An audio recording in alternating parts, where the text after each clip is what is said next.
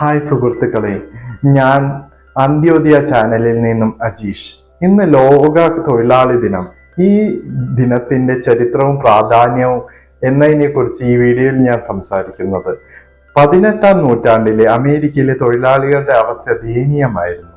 ദീർഘനേരം 12 മണിക്കൂർ മുതൽ 16 മണിക്കൂർ വരെ അധ്വാനിക്കേണ്ടി വന്നിരുന്നു. അവർക്ക് ന്യായമായ വേതനവും ഭക്ഷണവും ലഭിച്ചിരുന്നില്ല. 1861 മുതൽ 1865 വരെ അമേരിക്കൻ പ്രസിഡന്റായിരുന്ന എബ്രഹാം ലിങ്കൺ അടിമത്തം നിരോധിക്കുകയും തൊഴിലാളികളുടെ അവകാശങ്ങൾക്ക് വേണ്ടി നടപടികൾ സ്വീകരിക്കുകയും ചെയ്തു. എന്നാൽ അദ്ദേഹത്തിന്റെ വധത്തോടുകൂടി തൊഴിലാളികളുടെ സ്ഥിതി വഷളായി.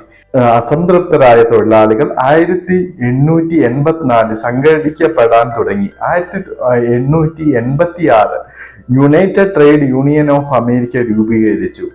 1886 May 1 United trade union of അമേരിക്കയുടെ നേതൃത്വത്തിൽ അമേരിക്കയിലെ തൊഴിലാളികൾ 8 മണിക്കൂർ ജോലി, 8 മണിക്കൂർ വിശ്രമം, 8 മണിക്കൂർ പഠനവും വിനോദവും ആവശ്യപ്പെട്ട് പണിമുടക്കി. ഏകദേശം 3 ദശലക്ഷം തൊഴിലാളികൾ ഈ പണിമുടക്കിൽ പങ്കെടുത്തു.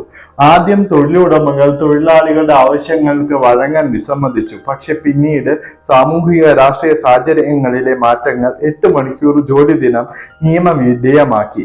ഈ സമരത്തിന്റെ ഓർമ്മയ്ക്കായാണ് ലോകമെമ്പാടും മെയ് 1 തൊഴിലാളി ദിനം ആചരിക്കുന്നത്. ഈ സമരം ലോകമെമ്പാടുമുള്ള തൊഴിലാളികളുടെ അവകാശങ്ങൾക്കായുള്ള പോരാട്ടത്തിന്റെ പ്രചോദന ദിനമാണ്. 132 വർഷം കഴിഞ്ഞിട്ടും ഹോസ്പിറ്റൽ, സെക്യൂരിറ്റി ഗാർഡുകൾ തുടങ്ങിയ ചില മേഖലകളിൽ തൊഴിലാളികൾ ഇപ്പോഴും 8 മണിക്കൂറിൽ കൂടുതൽ സമയം ജോലി ചെയ്യേണ്ട ദുരിതത്തിലാണ്. തൊഴിലാളി ദിനം നമ്മുടെ അവകാശങ്ങൾക്കായി പോരാടിയ തൊഴിലാളികളെ ഓർമ്മിപ്പിക്കാനും ആഘോഷിക്കാനുമുള്ള ഒരു അവസരമാണ്. ന്യായമായ വേതനം, ആരോഗ്യ ഇൻഷുറൻസ്, അവധിക്കാലം തുടങ്ങിയ ആവശ്യങ്ങൾക്കായി അവർ പോരാടി. ഈ അവകാശങ്ങൾ നമ്മുടെ ജീവിത നിലവാരം മെച്ചപ്പെടുത്തുകയും നമ്മെ കൂടുതൽ ആദരവോടെ പരിഗണിക്കുകയും ചെയ്തു. തൊഴിലാളി ദിനം നമ്മുടെ അവകാശങ്ങൾക്കായി പോരാടിയ തൊഴിലാളികളെ ഓർമ്മിപ്പിക്കാനും നന്ദി പറയാനുമുള്ള ഒരു അവസരമാണ്. അവരുടെ പോരാട്ടം നമ്മുടെ ജീവിതം മെച്ചപ്പെടുത്തിയിട്ടുണ്ട്. അതിനാൽ നാം അവരുടെ പാരമ്പര്യം മുന്നോട്ട് കൊണ്ടുപോകണം.